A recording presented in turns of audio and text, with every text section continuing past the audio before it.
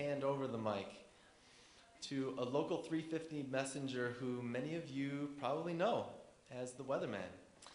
He brought us the weather here in Traverse City for over 25 years. He's the former 9 and 10 News chief meteorologist, Dave Barrons. He knows the difference between weather and climate. He's an expert in the field, and he's going to tell more about what's in store for today, what we have planned. And with that, thanks again for being here, and let's give a big warm welcome to our friend, Dave Barrons.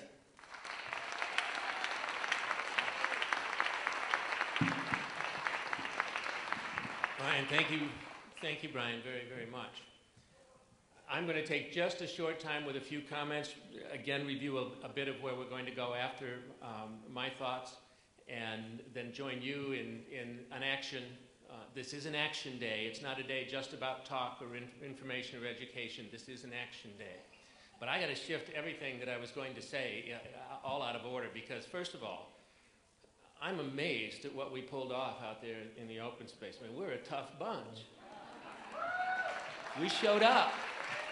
I was part of the 975 change group in the middle, and I've got to tell you, I had no faith at all when we first got started that we were going to step our way through that, actually 3 different times, and pull it off.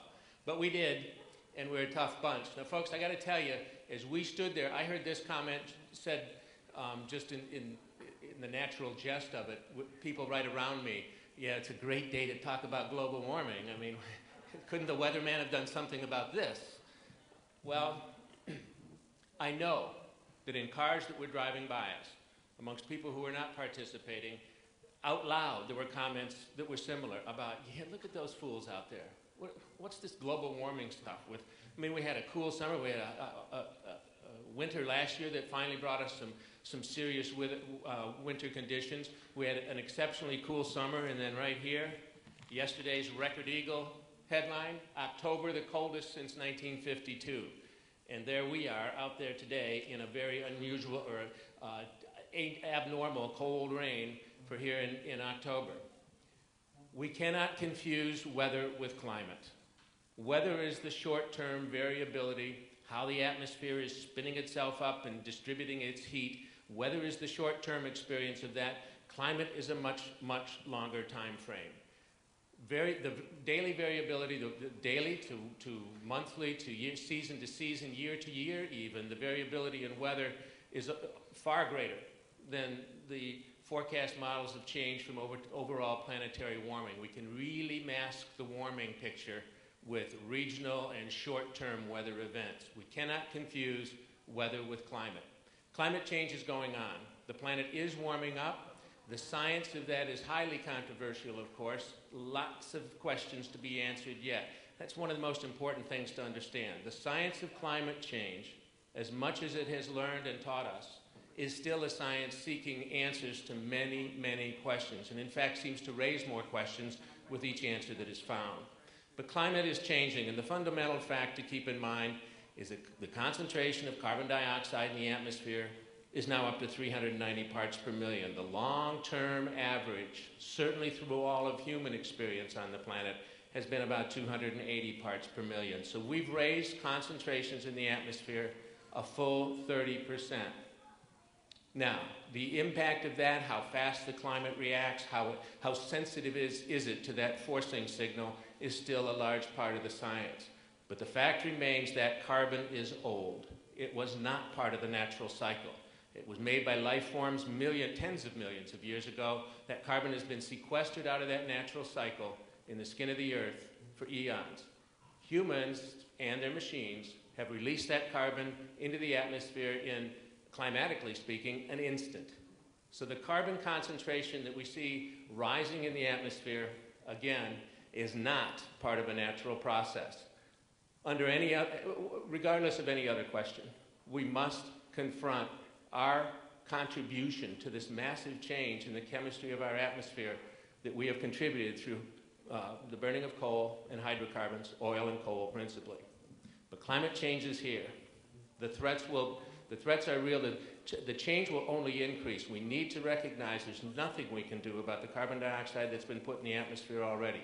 We're already 30% higher than the long-term average. That will have impact and we're beginning to see that impact now. It's the real concern, the buildup of momentum. The buildup of momentum, the slowness to make a change is part of climate just in general, in climate studies. And think about it. The shortest day of the year is December 21st, 22nd, right there in that area. The coldest days of the year come a full 5 to 6 weeks later. Likewise, the longest day of the year is in the end of June, yet the warmest days of the year on average come a full 5 and 6 weeks later. Buildup of momentum and sudden change, it's characteristic of climate in so many ways. We are seeing the climate change. The momentum is building. The risk of this sudden move and the climate taking off on its own is very, very high. I got to keep it short. What does this mean for Michigan? I'm only going to share my thoughts about the likeliest impacts in the state of Michigan, or on our area, on our region, on our biozone.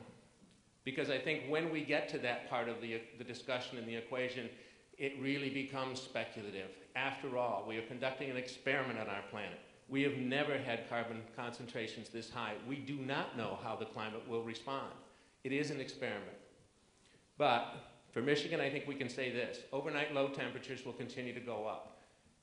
This was one of the earliest forecasts in the whole climate change raising of questions. Back, I believe this was even speculated on in the 1950s, that the most significant warming would occur at the high latitudes, closest to the poles, and that the most significant warming would occur overnight. Here in Michigan, the one statistic that's factual, that we can really see in the record, and I say will go on, is that our overnight low temperatures will go up.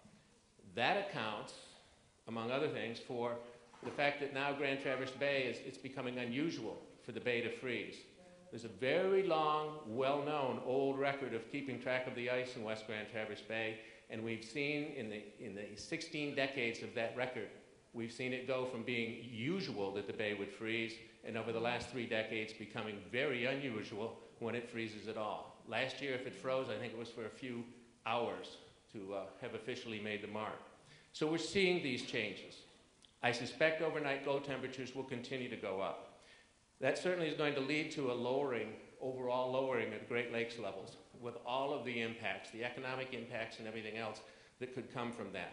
How far down the lakes will go, that's the kind of speculation that is so difficult. But clearly, with more evaporative weather, with less ice cover, with rising overnight temperatures, the lakes are going to seek a new average depth, height, that will be much lower than that most of us were used to in our lifetime. So we're going to see the lake go down, and that's going to be an enormous economic impact by itself. There will be changes in agricultural patterns. There certainly will be winners as well as losers in this, and this is pure speculation here.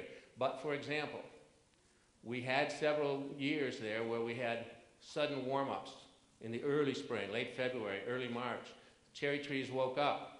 They got going. And then we had frost in April and in May, and it wiped out the cherry crop.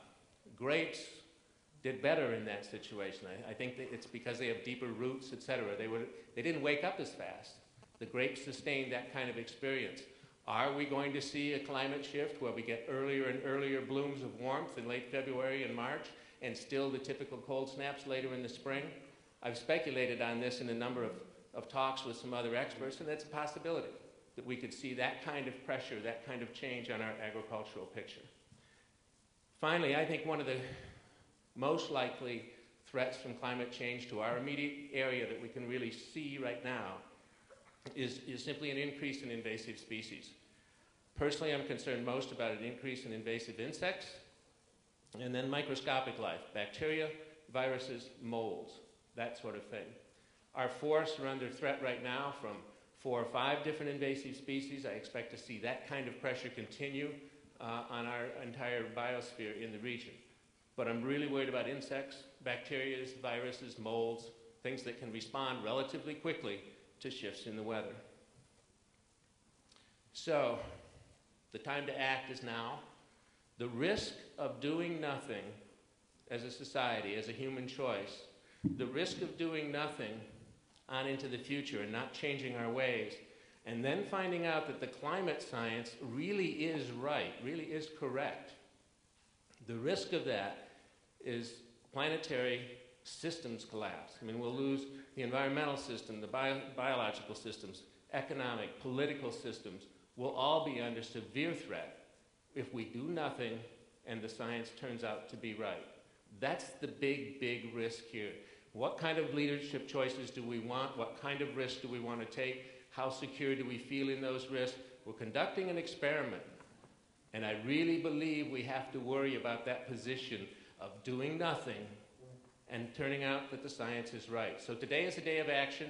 We're going to ask you to do some things, and it's communicating to our leadership. That's what today is about really worldwide, is to communicate to leadership that we need action.